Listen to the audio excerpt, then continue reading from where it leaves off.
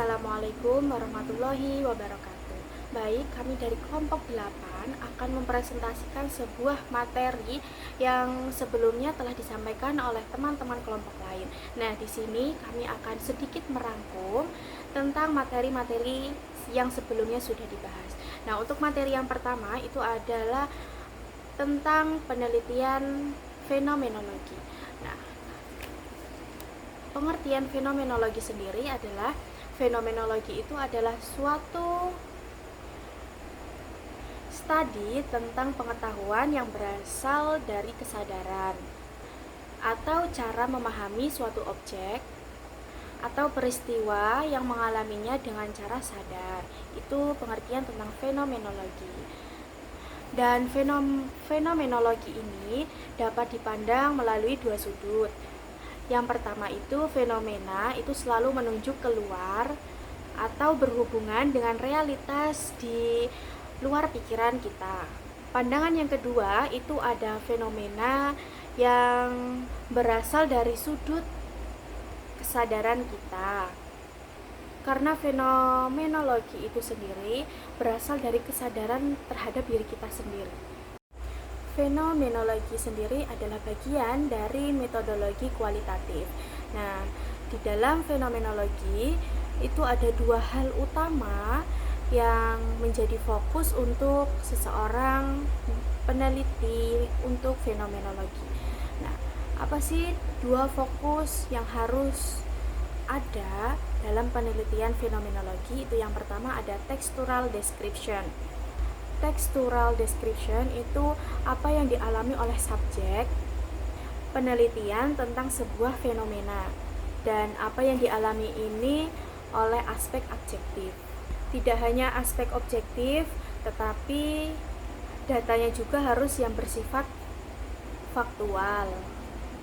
Selanjutnya untuk yang kedua itu ada structural description.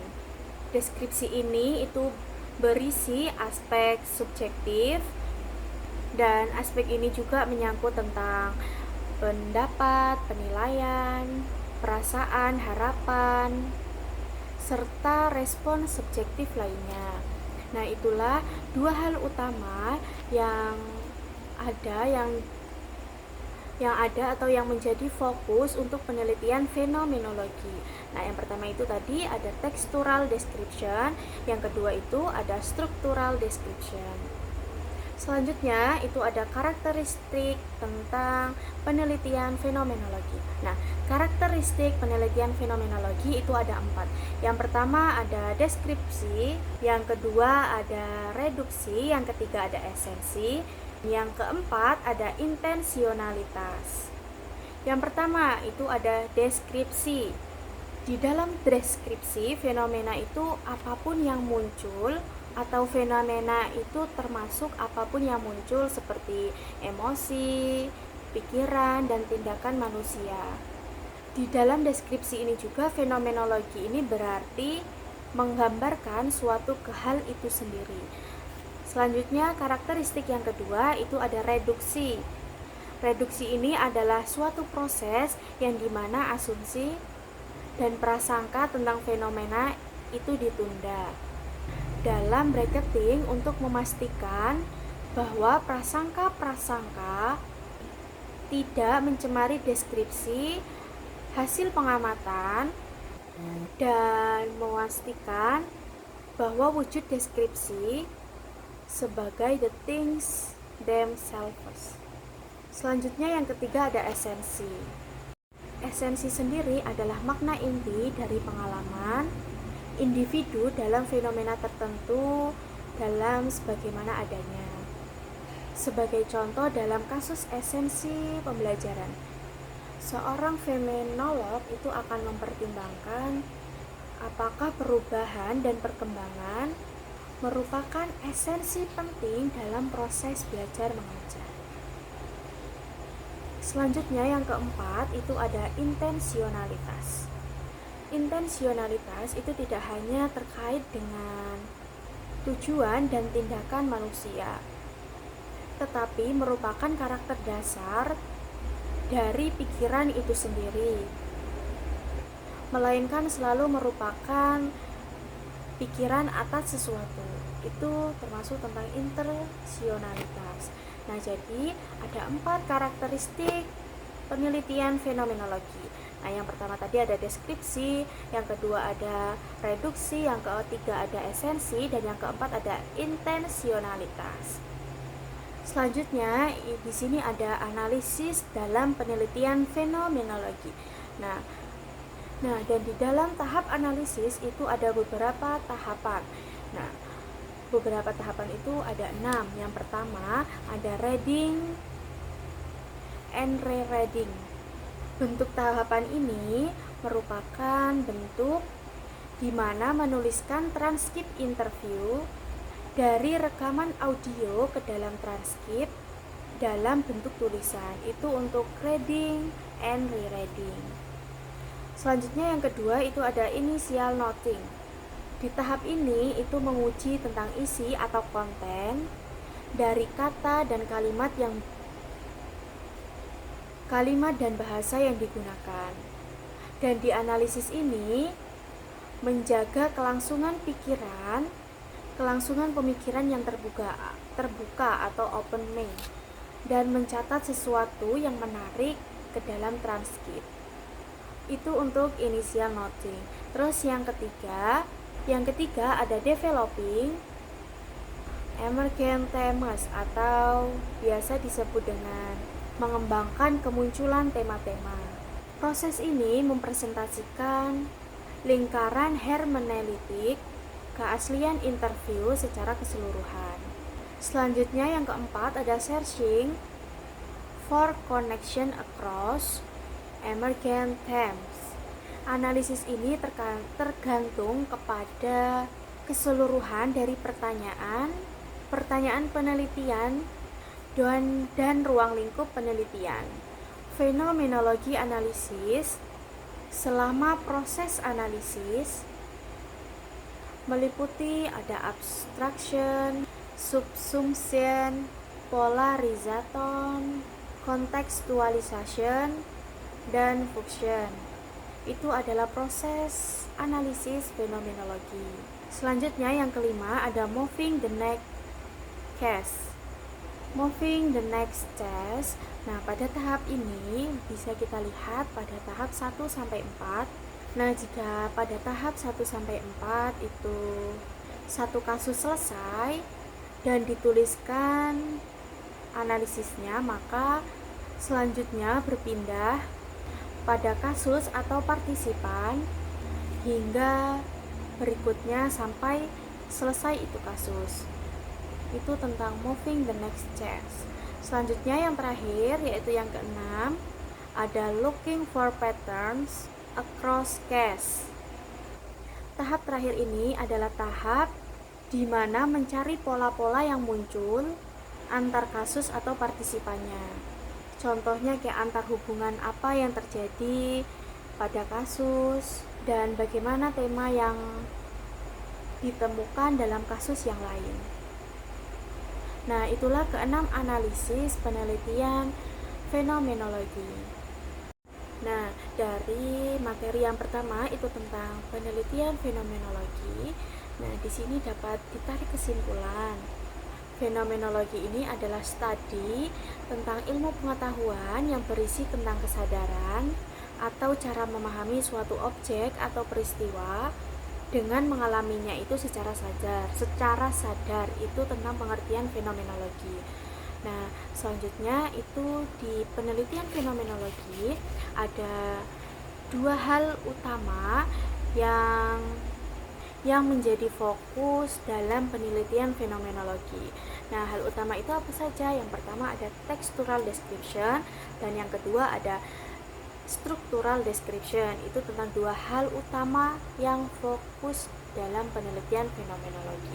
Nah, selanjutnya ada karakteristik penelitian fenomenologi. Itu ada 4. Yang pertama itu ada deskripsi, yang kedua ada reduksi, yang ketiga ada esensi, dan yang keempat ada intensionalitas. Nah, itu ada 4 karakteristik penelitian fenomenologi. Nah, selanjutnya ada analisis penelitian fenomenologi. Nah, analisis penelitian fenologi ada beberapa tahapan. Nah, tahapannya itu ada 6. Yang pertama ada reading and reading. Yang pertama itu ada reading and rereading. Yang kedua ada initial noting. Yang ketiga ada development term. Yang ketiga ada developing emergent tense. Yang keempat ada searching for connection across emergent stems. Nah, terus yang tahapan kelima ada moving the next chess, dan tahapan yang terakhir yaitu nomor 6 ada looking for patterns across case. Nah, itu untuk kesimpulan dari materi 1. Materi yang kedua itu tentang penelitian ex post facto. Penelitian ex post facto sendiri ini merupakan penelitian di mana variabel-variabel bebas dengan variabel terikat sudah terjadi secara alami, dan peneliti dengan setting tersebut ingin melacak kembali jika memungkinkan apa yang terjadi pada faktor penyebabnya. Itu pengertian tentang penelitian ex post facto. Dan penelitian ex post facto ini mempunyai kesamaan dalam penelitian eksperimen. Nah, kesamaan itu yang pertama dalam hal tujuan, yang kedua ada kelompok perbandingan, dan yang ketiga ada teknik analisis statistik yang digunakannya. Itu kesamaan tentang penelitian ex post facto dengan penelitian eksperimen. Itu tadi menjelaskan tentang pengertian ex post facto. Selanjutnya ada langkah-langkah pelaksanaan penelitian ex post facto. Yang pertama itu ada perumusan masalah. Nah, masalah ini yang ditetapkan itu harus tahu sebab atau kausa, harus mengandung sebab atau kausa bagi munculnya variabel yang dapat diketahui dari hasil-hasil penelitian yang pernah dilakukan. Selanjutnya, untuk yang langkah kedua, itu ada setelah masalah telah dirumuskan. Nah, di sini peneliti harus bisa mengidentifikasi hipotesisnya. Hipotetis tandingan atau alternatif yang mungkin dapat menerangkan hubungan antara variabel independen dan dependen. Langkah yang ketiga itu ada penentuan kelompok. Penentuan kelompok subjek yang akan dibandingkan. Pertama-tama, kelompok yang dipilih harus memiliki karakteristik yang menjadi konsen penelitian. Langkah yang selanjutnya ada pengumpulan data. Terus ada tentang analisis data, dan yang terakhir ada penafsiran hasil. Nah, setelah menjelaskan langkah-langkah pelaksanaan penelitian ex post facto. Nah, pembahasan yang selanjutnya ada macam-macam penelitian ex post facto. Nah, ex post facto sendiri itu dibedakan menjadi 2. Yang pertama itu ada casual research atau penelitian korelasi, dan yang kedua ada casual comparative research. Nah, yang pertama tadi ada casual research atau penelitian korelasi. Adalah suatu penelitian yang melibatkan tindakan pengumpulan data guna menentukan apakah ada hubungan dan tingkat hubungan antara 2 variabel atau lebih. Dan penelitian korelasi ini mempunyai 3 karakteristik. 3 karakteristik penting bagi para peneliti untuk melakukannya. Karakter yang pertama itu ada jika peneliti korelasi tepat jika variabel kompleks, dan penelitian ini tidak mungkin melakukan manipulasi dan mengontrol variabel seperti dalam penelitian eksperimen. Nah, terus karakter yang kedua ada memungkinkan variabel ini diukur secara intensif dalam setting atau lingkungan. Nah, lingkungan ini lingkungan yang nyata. Itu karakteristik yang kedua. Untuk karakteristik yang ketiga atau yang terakhir, ada kemungkinan peneliti ini mendapatkan derajat asosiatif yang signifikan. Nah, itu ada 3 karakteristik dalam penelitian korelasi. Nah, terus macam penelitian ex post facto yang kedua itu ada casual comparative research, atau biasa disebut dengan penelitian komparatif, biasa disebut dengan penelitian kausal komparatif. Nah, penelitian kausal komparatif ini adalah penelitian atau pendekatan dasar komparatif melibatkan kegiatan peneliti yang diawali dengan mengidentifikasi pengaruh variabel satu terhadap variabel lainnya. Kemudian dia berusaha mencari kemungkinan variabel penyebabnya. Itu adalah macam-macam penelitian ex post facto. Nah, pembahasan yang selanjutnya itu ada desain penelitian ex post facto. Nah, seperti yang sudah dijelaskan oleh Jonathan Sarwono, bahwa secara garis besar dalam aliran kuantitatif yang bersifat konklusif itu ada dua macam tipe desain.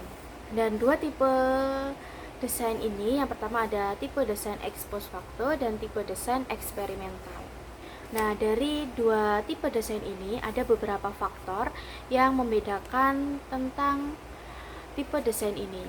Nah, untuk desain yang pertama itu penggunaan desain itu ialah bersifat eksplorasi dan deskriptif. Sedangkan untuk desain yang kedua itu bersifat explanatory atau sebab akibat. Jadi itu yang membedakan antara tipe desain ex post facto dengan tipe desain eksperimental. Nah, untuk subdesain dan spesifik desain, Jonathan Sarwono menjelaskan beberapa hal tentang subdesain dan spesifik desain. Nah, yang pertama ada subdesain ex post facto. Nah, di dalam subdesain ex post facto ada beberapa hal yang harus diperhatikan. Yang pertama itu ada studi lapangan. Studi lapangan ini merupakan desain penelitian yang mengkombinasikan antara pencarian literaturnya. Nah, di dalam studi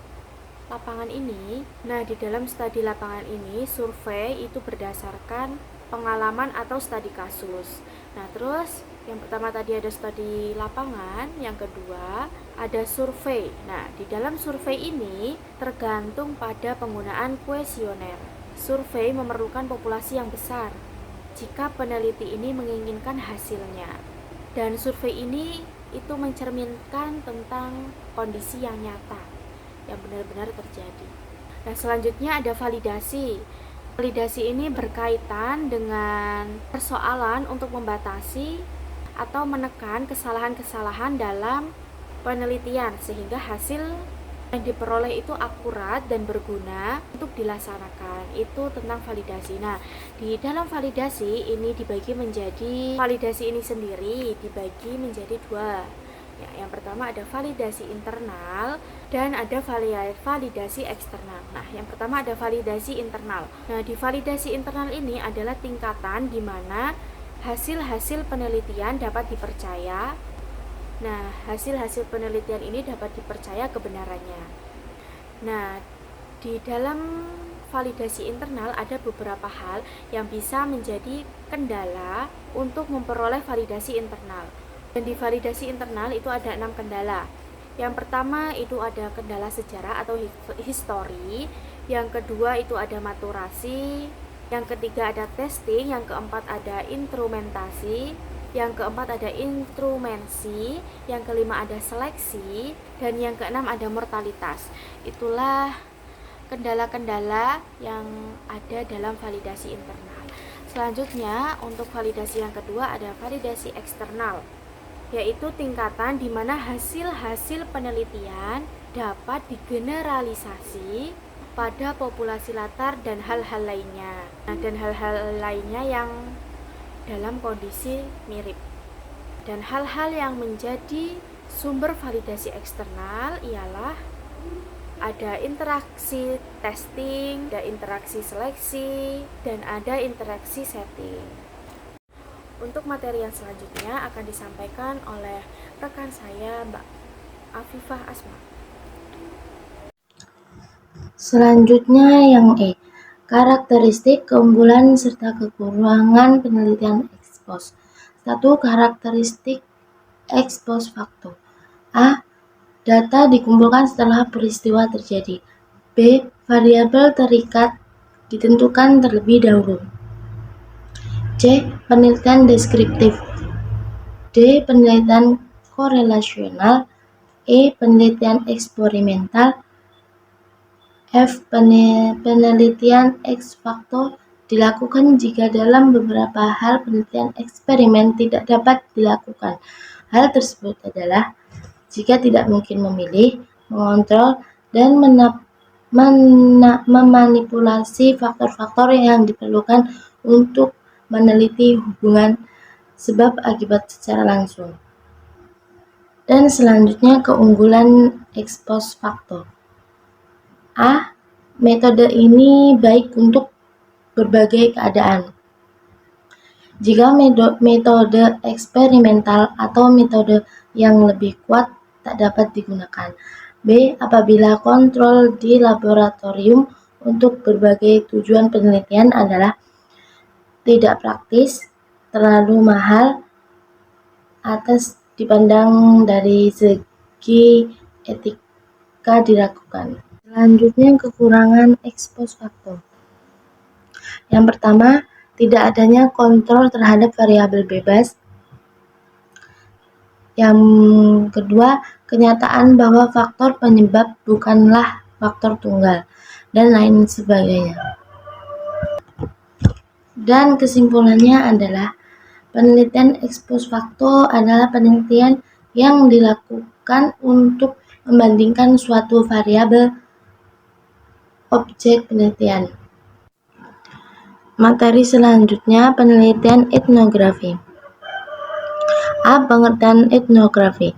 Istilah etnografi berasal dari kata Yunani ethnos yang berarti orang dan graph yang berarti tulisan.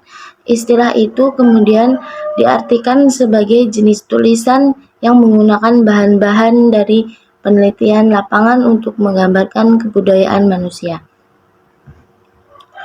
Etnografi merupakan metode penelitian yang dikembangkan dalam bidang antropologi yang merupakan pelukisan dan analisis tentang kebudayaan suatu masyarakat atau suku bangsa.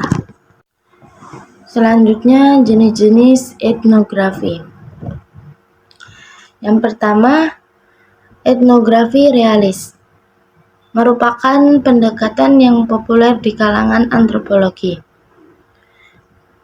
Di sini ada 3 ciri khas etnografi realis menurut Reswell. Yang pertama, peneliti mengungkapkan laporan penelitiannya melalui pedagang orang ketiga berdasarkan data yang diperoleh melalui pengamatan atas partisipan dan pandangan mereka. Yang kedua, peneliti memaparkan data objektif dalam bentuk informasi yang terukun dan bebas dari afiliasi politik dan penilaian personal. Di sini terdapat 7 karakteristik penelitian etnografi yang bertujuan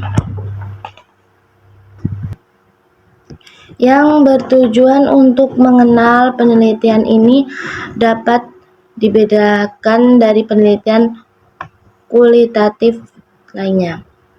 Pertama, tema-tema bersifat kultural. Yang kedua, sebuah kelompok. 3. Kepemilikan bersama atas pola tingkah laku. 4. Penelitian lapangan. 5. Deskripsi tema-tema dan interpretasi. 6. Konteks atau latar. 7. Refleksivitas penelitian. Menurut Spade, siklus penelitian etnografi mencangkup 6 langkah. Yang pertama, pemilihan proyek etnografi. Yang kedua, pengajuan pertanyaan. Yang ketiga, pengumpulan data. Yang keempat, perekaman data. Yang kelima, analisis data. Dan yang keenam, penulisan laporan. Selanjutnya, hal-hal yang perlu diperhatikan dalam penelitian etnografi. Yang pertama, memperoleh atau mempersiapkan instrumen dalam penelitian kualitatif. Yang dapat menjadi alat penelitian adalah peneliti itu sendiri. Dan yang kedua, teknik pengumpulan data dan observasi. Yang ketiga, menetapkan seorang informan. Seorang informan adalah seorang pembicara asli yang berbicara dengan mengulang kata-kata.